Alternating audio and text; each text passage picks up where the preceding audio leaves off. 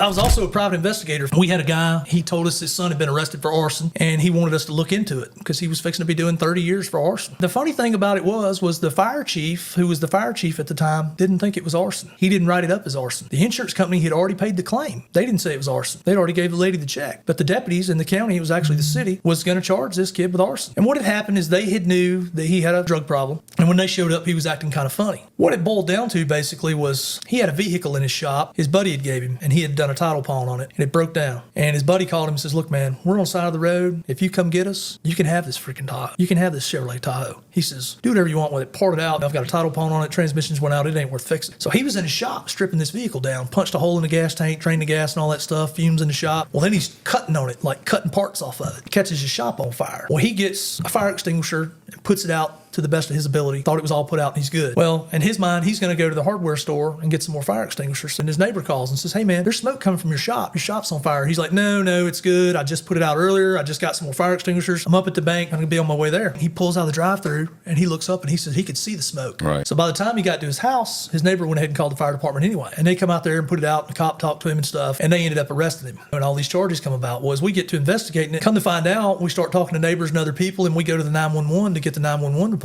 And come to find out was nowhere in the police report did it mention the neighbor had already had to call the fire department back out there again. The fire had got up again. So this guy couldn't get it out with his fire extinguishers. Fire department had to come twice, but yet they're still trying to claim arson on this kid. And come to find out, what the reason the kid didn't want to tell the whole story is because he was afraid the title pawn company had reported that vehicle stolen, so he didn't want to get caught with the stolen vehicle. The vehicle never was reported stolen, so he was good there, but they had him on arson at this point. I talked to the fire chief and stuff. He tells me, no, I didn't think it was arson, this and that. We get the paperwork from 911 saying somebody been out there, and we decide we're going to go talk to the officer that done it. I've got him on recording. The very first thing the guy says is, "This is my very first arson investigation. I've never done one before." But we found out enough information that they had tried to come put it out. They didn't have nothing saying it was arson. Insurance didn't think it was arson, that we got this guy's charges dropped for him. And he was looking at 30 years.